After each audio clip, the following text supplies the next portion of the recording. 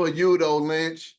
Being in the game, man, what were some of your fondest memories of recording and putting out your music, man? Where did you feel like you received the most love, or you felt the most happiest, or got the most joy out of doing it? I got to go back to the Snoop, man. That kind of like solidified where I'm. See, like I said, man, I'm always by myself, so I don't know who know me. And when Snoop wanted to fuck with me, um, that kind of let me know where I was at. Okay. So those times in my life right there are some of the best times in my whole career, and touring with Tech Nine. Exactly. Tech Nine is another one too, an independent beast. I gotta ask you this though, man, because for me as a listener and a fan, when I heard Eminem come out and do his thing, I always felt like, you know what, Eminem reminds me a little bit of Brotha Lynch Hung in this thing. Did you ever get a chance to talk to M? Did M ever reach out to you and say, hey man, I love your music too because I sound just like you? To be honest, I don't even know if he know who I am, but I've heard whispers of him. They used to bump my stuff back in the day. Of so course. That's all I really know. He had to. I don't know. Yeah. No, You know I feel that. Now, I mean, but Bizarre was one of the guys that told me that they used to. Well, he told my manager they used to bump my stuff back in the day. Yeah, now that don't surprise me at all. I mean, because you can hear a little bit of Brotha Lynch in Eminem as well, because I mean, he came with a little bit of that horrorcore and rip gut, flow at the same time too. He's in my top 5. Who else is in your top 5, Lynch? Crooked Eye. Yeah. Method Man. Yeah. Lil Wayne. Yes, sir. Lil Wayne is my top 3. Yeah.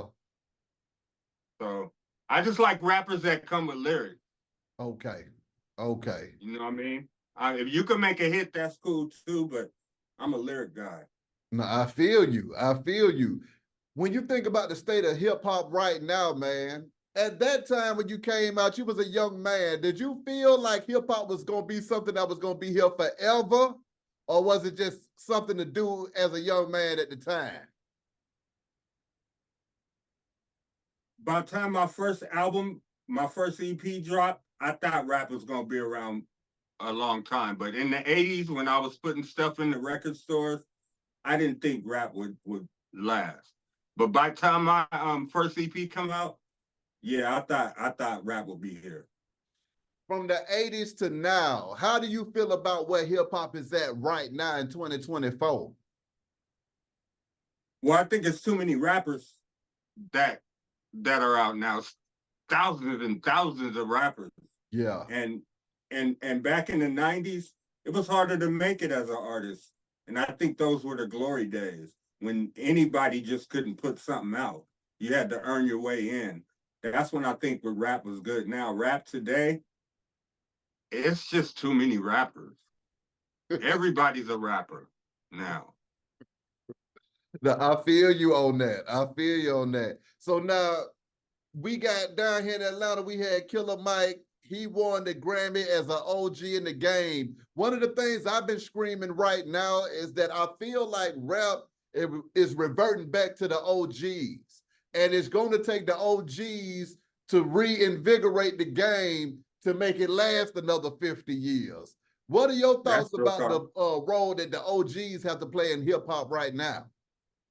Well, I have been noticing that lyrics are coming back in the game now. Mm-hmm. Just over the last 5 months, people are and the Kendrick Lamar and Drake battle helped a little bit. Yeah, you know what I mean.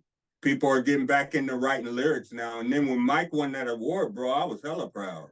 Yeah, you know what I mean, because he started out underground. That's true. You know what I mean. So I was very proud. That gave me enough lift right there, though. No, that's right. The Kendrick and Drake beef.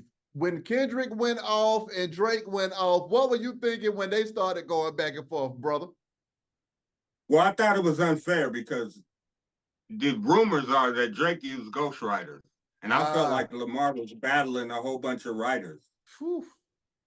You know what I mean? So I was like, I'm from the West Coast. Obviously, I was going for Kendrick, but um, you know, when somebody's using ghostwriters, back when we grew up in the battling days in the 80s, you gotta write your own shit. Yeah. You know what I mean? And that's where I come from. So when I heard about Drake having ghostwriters and kind of even admitting it, I was like, well, I became uninterested in the battle. Ah, even though Kendrick was raising hell, is still holding it down organically. I was loving what Kendrick was doing, and I like Drake. I like Drake as a rapper too, man. I can't get past the ghostwriting part. I mean, if you're Oh, working together with an artist and you both creating something, I get that part. yeah. But when you got writers, bro, I can't feel that.